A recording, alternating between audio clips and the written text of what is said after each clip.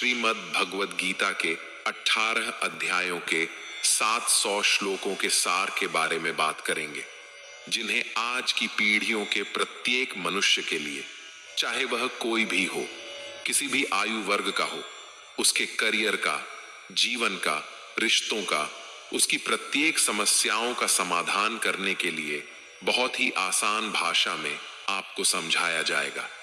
अगर आप भगवद गीता के इस बहुमूल्य ज्ञान का लाभ अधिक से अधिक लेना चाहते हैं, तो इस गीता सार को पूरा अंत तक सुने और इन विचारों को आप हर रोज सुबह अपने दिन की शुरुआत में और रात में सोने से पहले जरूर सुने। श्रीमद् भगवद गीता एकमात्र ऐसा ग्रंथ है जो मनुष्य को जीने का सही तरीका बताती है।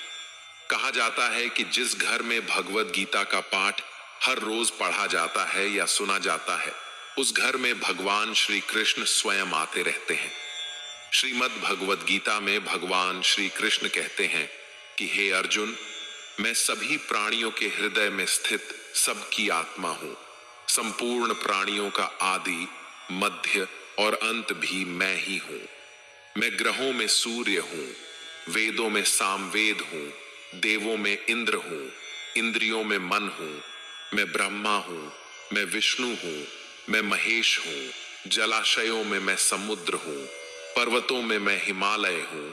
इस संपूर्ण संसार में तुम जो कुछ भी देख पाते हो, सब मैं ही हूं।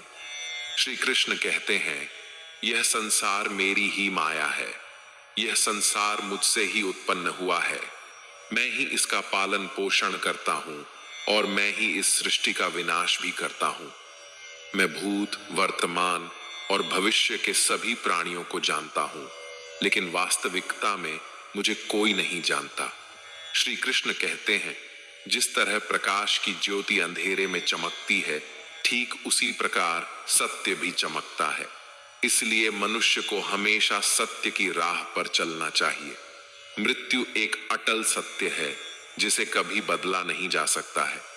इस संसार का जब से निर्माण हुआ है, तब से जन्म मृत्यु का चक्र चलता आ रहा है। कोई मनुष्य चाहे लाख चीजें जान ले, चाहे वह पूरे जगत